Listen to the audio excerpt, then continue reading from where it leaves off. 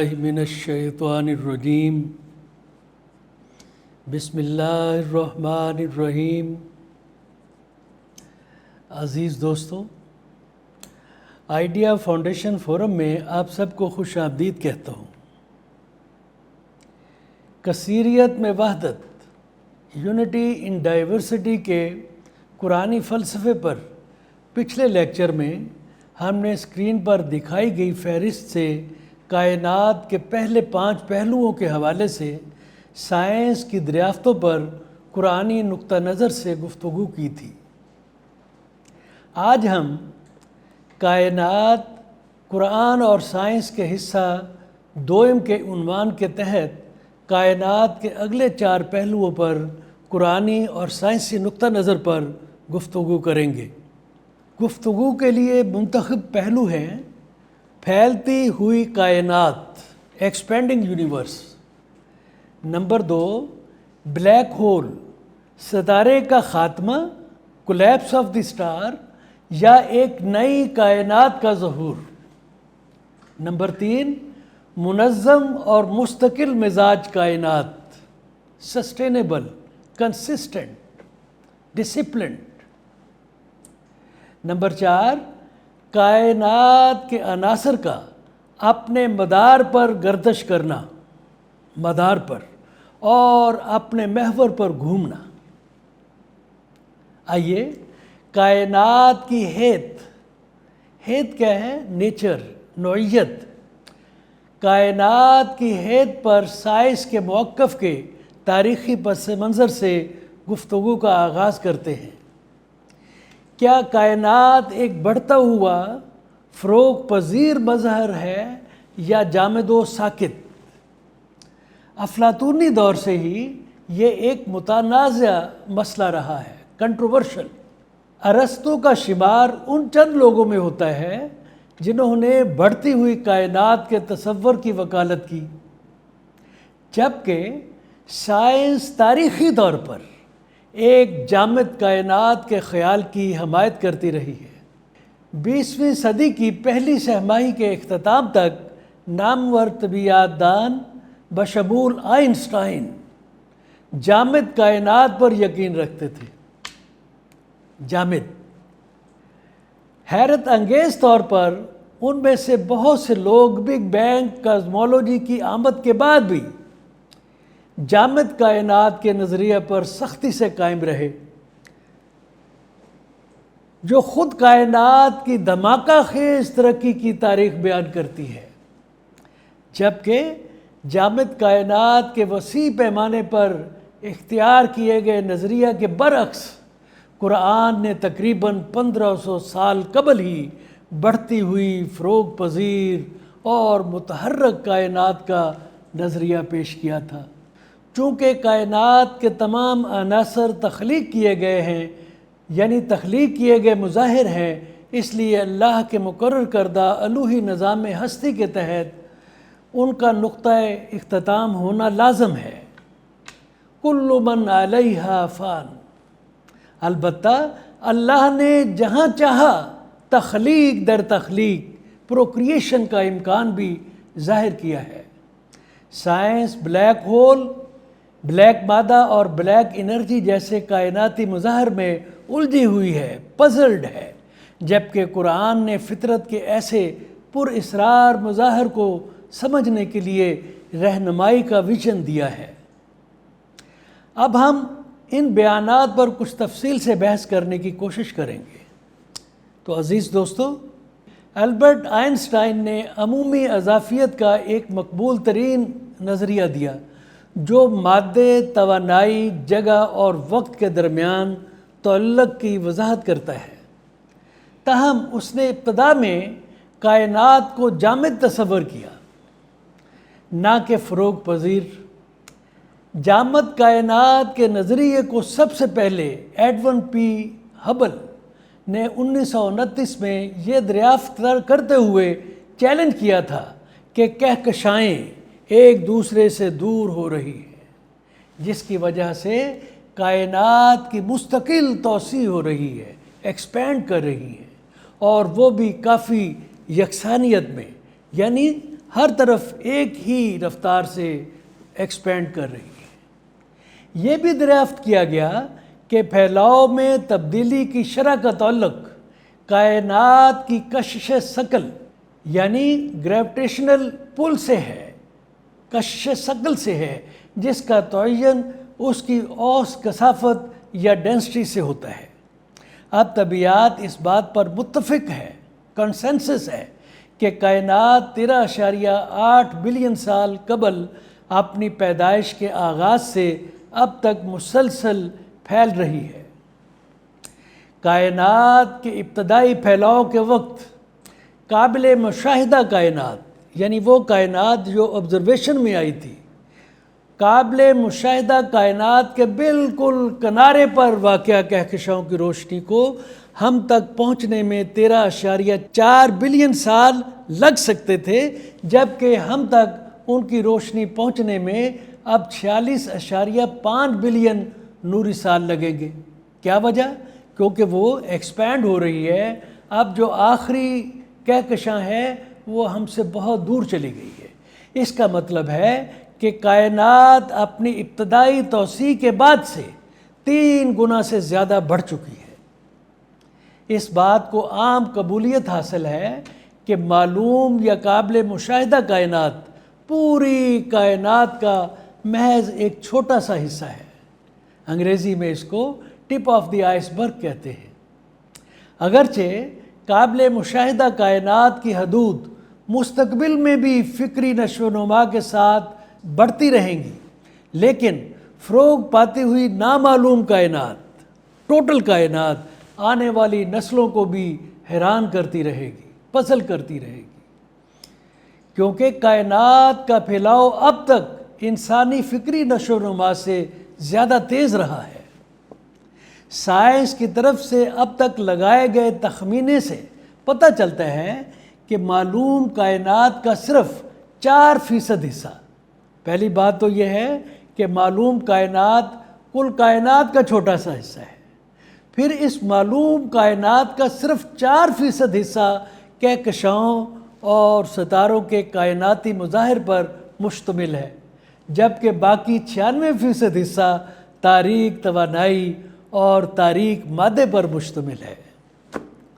قرآن اس کائنات کو ایک ایسے بڑھتے ہوئے فروغ پذیر مظہر کے طور پر بتاتا ہے جس کے بہت کم حصے کا انسان کو علم رہا ہے، جبکہ باقی سب کا سب نامعلوم رہتا ہے، جسے قرآن حکیم نے غائب کہا ہے۔ سورہ بقرہ کی پہلی چند آیات میں اس کا ذکر ہے۔ تو عزیز دوستو، قرآن حکیم نے اپنی متعدد آیات میں کائنات کا ایک بڑھتے ہوئے اور متحرک مظہر کے طور پر انکشاف کیا ہے۔ تاہم اختصار کی خاطر یہاں میں صرف 3 کا حوالہ دینا چاہوں گا۔ بہت سی آیات ہیں مگر میں 3 کا حوالہ دینا چاہوں گا۔ سورہ الشورى کی آیت 49 میں بیان ہے، سنیے، اردو کی ٹرانسلیشن ہے: آسمانوں اور زمین کی بادشاہی اللہ ہی کے لیے ہے، وہ جو چاہتا ہے پیدا کرتا ہے، جو چاہتا ہے اضافہ کر دیتا ہے۔ سورہ الذاریات کی آیت 147 اس حقیقت کو اور بھی زیادہ وضاحت کے ساتھ ان الفاظ میں بیان کرتی ہے: اور آسمان کو ہم نے مضبوطی سے بنایا اور ہم ہی اس کو پھیلانے والے ہیں، اس کو ایکسپینڈ کرنے والے ہیں۔ سورہ الرحمن کی آیت نمبر 29 بتاتی ہے، 29 بتاتی ہے کہ کس طرح اللہ کی الوہیت کائنات کے ہر ذرے میں پھیلی ہوئی ہے۔ الفاظ پر غور فرمائیے: جو کوئی آسمانوں اور زمین میں ہے اس سے مانگتا ہے، اللہ سے مانگتا ہے۔ اس سے مراد ہر مخلوق کا اپنے رب کے سامنے سر تسلیم خم کرنا ہے، جس کا مقصود کائنات کی پائیداری اور نشو و نما کے لیے اللہ سے مدد مانگنا ہے۔ جبکہ آیت کے دوسرے حصے میں بیان ہے وہ ہر روز اپنی تخلیق کی شان میں اضافہ کرتا ہے، پوری آیت یوں ہے، یسألہ من فی السماوات والارض کل یوم ہوا فی شان۔ کل یوم ہوا فی شان کا ترجمہ ہے وہ ہر روز اپنی تخلیق کی شان میں اضافہ کرتا ہے۔ یہاں اللہ تعالیٰ اپنی مخلوق کی ابھرتی ہوئی نت نئی ضرورتوں کے پیش نظر اپنی مخلوق کو وسعت دے کر ان کی پکار کا جواب دیتا ہے۔ کائنات کا متحرک ہونا، ڈائنامک ہونا، کائنات کا متحرک ہونا نہ صرف اس کے مسلسل فروغ پذیر ہونے سے ہی ظاہر ہوتا ہے، بلکہ کائنات کے بہت سے عناصر کی تخلیق در تخلیق، پروکریشن اور ان کے رد و بدل سے بھی، یعنی ریپلیسمنٹ سے بھی اس حقیقت کا پتہ چلتا ہے۔ سورہ سبا کی آیت 2 میں آسمان سے مادے کے چڑھنے اور اترنے کے بارے میں ذکر ہے، جس سے نئے ستاروں کی تخلیق اور پرانے ستاروں کے گرنے یا کولیپس ہونے کی نشاندہی ہوتی ہے۔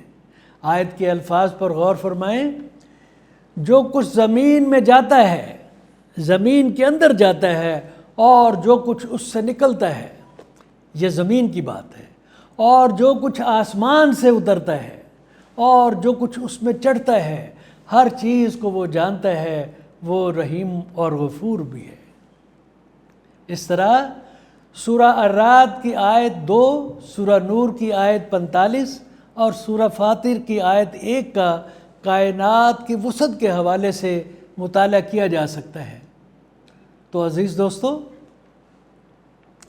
قرآن حکیم کائنات کی بڑھتی ہوئی نوعیت، نیچر کے بارے میں بہت واضح ہے، لیکن اس کے ساتھ ساتھ یہ واضح طور پر اور بہت زور دے کر بتاتا ہے کہ ابدیت، الف سے ابدیت یعنی ایٹرنٹی یا دائمیت، کنٹینیوٹی صرف یا انفینٹی صرف اللہ اور اس کی الوہیت کی عظیم صفت ہے۔ اللہ لا الہ الا هو الحی القیوم، حی القیوم، اور یہ خصوصیت کائنات کے کسی بھی عنصر کے ساتھ مشترک نہیں ہے، جو کہ سب کے سب تخلیقی مظاہر ہے۔ ہمیشہ قائم و دائم رہنا کسی تخلیق کی صفت نہیں ہے۔ اس طرح ہر مخلوق کا مقدر ہے کہ وہ ایک دن اپنے انجام کو پہنچے گی، یعنی فنا ہو جائے گی۔ سائنس نے حال ہی میں یہ نتیجہ اخذ کیا ہے کہ کائنات کے ہر ستارے کے پاس مادے کا محدود ذخیرہ ہے۔ جتنا بھی بڑا ہو اس کی ایک لمٹ ہے جو کائناتی نظاموں کو چلانے کے لیے توانائی میں تبدیل ہو رہا ہے، اور اس طرح ایک وقت کے بعد مادے کے دستیاب ذخائر توانائی، حرارت اور روشنی کے ذرائع کے طور پر ختم ہو جائیں گے۔ کائنات کے مزید ٹھنڈا ہونے سے اور پھیلنے سے ان ستاروں کی توانائی مزید تیزی سے کم ہو سکتی ہے، جس کی وجہ سے وہ ایک دن تاریک، ٹھنڈے اور عملی طور پر مردہ ہو جائیں گے۔ جیسا کہ ہم نے پچھلے لیکچر میں دیکھا، سورج ہر سیکنڈ میں، ایک سیکنڈ میں 4.3 بلین کلوگرام یا 4 ملین میٹرک ٹن کمیت ماس یعنی اپنا میٹر کھو دیتا ہے۔ اس شرح سے سورج 10 ٹریلین سالوں میں اپنی کمیت، توانائی اور روشنی سے محروم ہو جائے گا۔ قرآن حکیم نے ہر اس چیز کے فنا ہونے کا انکشاف کیا ہے جو پیدا کی گئی ہے، اور ابدیت یا دائمیت صرف ایک ہی ہستی کے لیے ہے جو خالق کائنات ہے، مالک کائنات ہے۔ سورہ رحمان کی آیت 26 اور 27 میں انکشاف کیا گیا ہے، ہر چیز جو موجود ہے فنا ہونے والی ہے، اور آپ کے رب کی ہستی باقی رہے گی جو عظمت اور عزت کا مالک ہے۔ آیت اس طرح ہے، کل من علیہا فان ویبقی وجہ ربک ذو الجلال والاکرام۔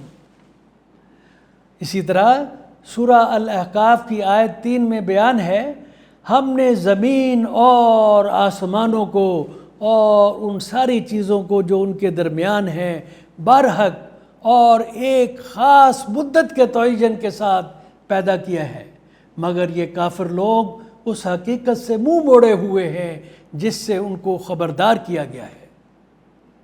تو عزیز دوستو،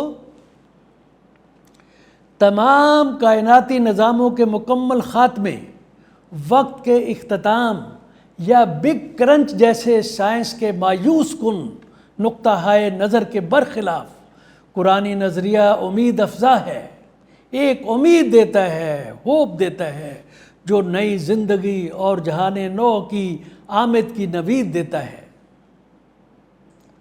سائنس ستارے کے کولیپس ہونے کو بلیک ہول کے مترادف سمجھتی ہے، اگرچہ قرآنی آیات نے بلیک ہول جیسے کائناتی مظاہر کا انکشاف کیا ہے، مگر کچھ آیات سے یہ اشارے بھی ملتے ہیں کہ اس طرح ٹوٹنے والا ستارہ کسی نئی تخلیق، نئے ستارے یا نئی دنیا یا نئی کائنات کے ظہور کا آغاز بھی ہو سکتا ہے۔ مستقبل کی توقعات سے قطع نظر چھوڑیے آنے والے وقت میں کیا ہوگا، ہمیں کائناتی تاریخ میں بھی اس کے ثبوت ملتے ہیں۔ ہمارا نظام شمسی بگ بینگ کے آغاز کے تقریباً 9 ارب سال بعد پیدا ہوا۔ بہت سے سائنسدانوں کا خیال ہے کہ سورج اور ہمارے نظام شمسی کا باقی حصہ گیس اور ذرات کی دھول کے ایک بہت بڑے گھومتے ہوئے بادل سے بنا ہے جسے شمسی نیبولا کہا جاتا ہے، جس کا ذکر سورہ فصلات کی آیت 11 میں ملتا ہے۔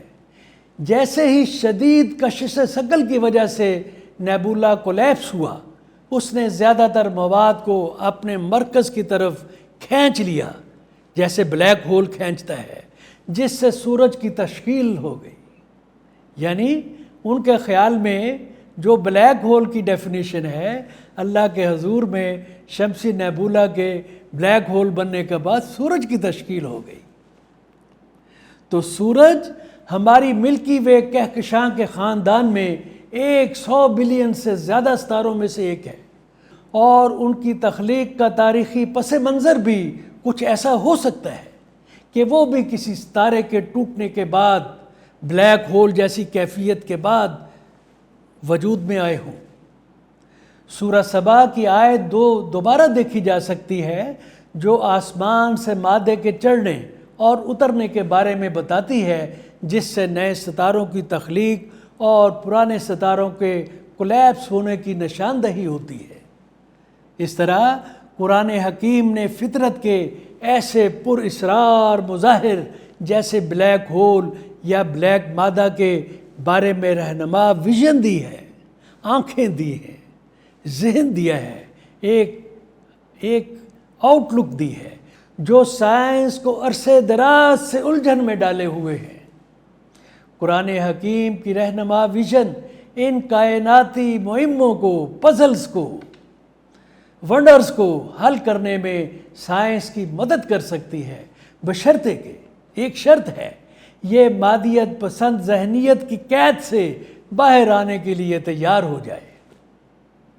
اس موضوع پر تفصیلی مطالعہ کے لیے چند قرآنی حوالہ جات سکرین پر دکھائے گئے ہیں، نوٹ فرما لیجیے۔ تو عزیز دوستو، کائنات کی یکدم تخلیق، انسٹنٹ کریشن، اس کی لامحدود وسعتوں، اس کی منظم ترتیب، اس کے عناصر کی مکمل نظم و ضبط کے ساتھ گردش، اور ان کی حتمی تقدیر یعنی اختتام کے بارے میں قرآنی انکشافات، ان سب کی اب سائنس نے جدید ٹیکنالوجی کے ذریعے حاصل کردہ فزیکل ڈیٹا کی مدد سے تصدیق کر دی ہے۔ آج سائنس نے دریافت کیا ہے کہ معلوم کائنات، جو پوری کائنات کا ایک چھوٹا سا حصہ ہے، 100 بلین سے زیادہ کہکشاؤں پر مشتمل ہے، جبکہ ان میں سے ہر ایک کہکشاں میں اربوں اور کھربوں ستارے ہیں۔ جو چھوٹی کہکشائیں ہیں اس میں بھی اربوں ہیں، جو بڑی ہیں ان میں ٹریلینز ہیں۔ اندازہ کیجیے، ان کا اپنے محور پر گھومنا اور مدار پر گردش کرنا خالق و مالک کی عظیم مہارت کو ظاہر کرتے ہیں۔ اس تناظر میں سائنس بتاتی ہے کہ زمین اپنے محور کے گرد تقریباً 1670 کلومیٹر فی گھنٹہ کی اوسط رفتار سے گھومتی ہے۔ جیسے لٹو گھومتا ہے اس طریقے سے محور پر گھومتی ہے۔ سورج کے گرد زمین کی مداری رفتار یعنی مدار پر 108,000 یعنی 1,08,000 کلومیٹر فی گھنٹہ ہے۔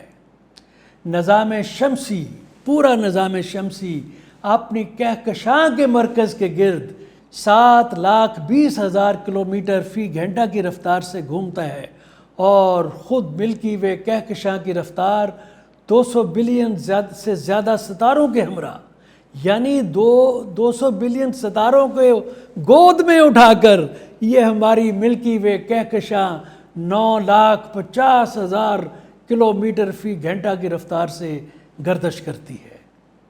اندازہ کیجیے، اپنے ناقابل فہم سائز اور اپنے محوروں کے گرد گھماؤ اور مداروں کے گرد گردشوں کی بے پناہ کثرت کے باوجود کائنات کے تمام عناصر کی حرکات میں کامل مستقل مزاجی کو سائنس نے تسلسل کے ساتھ مشاہدہ کیا ہے، اور ان مشاہدات سے حاصل کردہ اعداد و شمار تقریباً 15 صدیوں قبل قرآن حکیم کی طرف سے نازل کردہ حقائق کی سچائی کی گواہی دیتے ہیں۔ اللہ اکبر! قرآن کی متعدد آیات ہیں جن میں ان حقائق کا انکشاف کیا گیا ہے۔ ان میں سے کچھ کا میں یہاں ذکر کروں گا۔ سب سے پہلے سورہ رحمان کی آیت 5 میں بیان ہے، سورج اور چاند باریک بین انداز سے پریسائزلی گردش کرتے ہیں، یعنی حساب کتاب میں باریک بینی ہے، ذرا سی بھی آگے پیچھے نہیں ہے۔ سورہ الانبیاء کی آیت 33 میں بیان ہے، اور وہی ہے، اللہ ہے جس نے رات اور دن، سورج اور چاند کو پیدا کیا۔ یہ تمام آسمانی اجسام، ایک نہیں تمام، زمین بھی شامل ہے، چاند بھی شامل ہے، اور اس میں پلینٹس بھی ہیں، سورج بھی ہے، اپنے اپنے مدار میں تیر رہے ہیں، سوئمنگ۔ سورہ الرعد کی آیت 2 میں بیان ہے، اور اس نے آفتاب و مہتاب، آفتاب کیا ہے؟ سورج۔ مہتاب کیا ہے؟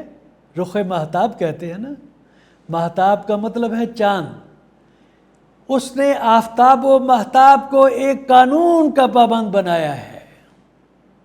آفتاب و مہتاب، اس نے سارے نظام کی ہر چیز ایک وقت مقرر تک کے لیے اپنے راستے پر چل رہی ہے۔ اس سارے نظام کی ہر چیز کوئی 1 2 4 نہیں، ہر چیز ایک وقت مقرر تک کے لیے، فکس ٹائم کے لیے اپنے اپنے راستے پر چل رہی ہے۔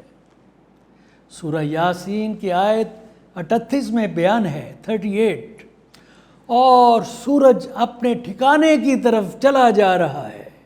ٹھکانہ انگریزی میں اس کو کہا ہے سٹاپنگ پوائنٹ، جہاں پہ جا کے رک جائے گا، ٹھنڈا پڑ جائے گا، اپنی زندگی کو کھو دے گا، فنا ہو جائے گا۔ یہ زبردست علیم ہستی کا باندھا ہوا حساب ہے۔ سورہ یاسین کی آیت 40 میں بیان ہے، نہ سورج کے بس میں ہے کہ وہ چاند کو جا پکڑے، اور نہ رات دن پر سبقت لے جا سکتی ہے، سب اپنے مدار میں تیر رہے ہیں۔ یہ اللہ کا حساب ہے، ایک پریسائزڈ کیلکولیشن کے تحت مقرر کیا ہوا حساب ہے۔ سورہ الملک کی آیت 3 بیان کرتی ہے، جس نے تہوں میں 7 آسمان بنائے، تم رحمان کی تخلیق میں کوئی بے ضابطگی یا غیر مستقل مزاجی نہیں پا رہے ہو، پس اپنی ویژن کو آسمان کی طرف لوٹا دو۔ کیا تم کو کوئی وقفہ یا دھڑاڑ نظر آتا ہے؟ سورہ کاف کی آیت 6 میں بیان ہے، تو کیا انہوں نے کبھی اپنے اوپر آسمان کی طرف نہیں دیکھا، کس طرح ہم نے اسے بنایا اور آراستہ کیا، اور اس میں کہیں کوئی دراڑ نہیں ہے، کوئی رفٹ نہیں ہے۔ تو عزیز دوستو، وقت کی کمی کے پیش نظر تمام متعلقہ قرآنی آیات پر گفتگو مشکل ہے، لہٰذا ان حوالہ جات کی ایک فہرست اسکرین پر دکھائی گئی ہے۔ دلچسپی رکھنے والے دوست جب سہولت محسوس کریں تو ان کا مطالعہ کر سکتے ہیں۔ تو عزیز دوستو، اس کے ساتھ ہم آج کی گفتگو کا اختتام کرتے ہیں۔ یہ پروگرام اردو اور انگریزی دونوں زبانوں میں ریکارڈ کی گئی ہیں۔ ان کی ویڈیو آئیڈیا فاؤنڈیشن کی ویب سائٹ، اس کے یوٹیوب چینل اور فیس بک پر دیکھی جا سکتی ہیں۔ پچھلی ویڈیوز اور تحریری کاپیاں بھی فاؤنڈیشن کی ویب سائٹ پر دستیاب ہیں۔ پڑھنے کے شوقین خواتین و حضرات ان سے استفادہ کر سکتے ہیں۔ آج کا لیکچر نمبر 168 ہے۔ براہ کرم اس پروگرام کا کوڈ نمبر نوٹ فرما لیں۔ آئیڈیا 2 اور 9 ویب سائٹ www.ideafoundation.com.p کے تمام دوستوں سے گزارش ہے کہ اس نیک مقصد کے حصول میں اپنا حصہ ڈالنے کے لیے فاؤنڈیشن کے یوٹیوب ویب چینل کو ضرور سبسکرائب کریں۔ آپ کی شرکت کا شکریہ۔ اللہ حافظ۔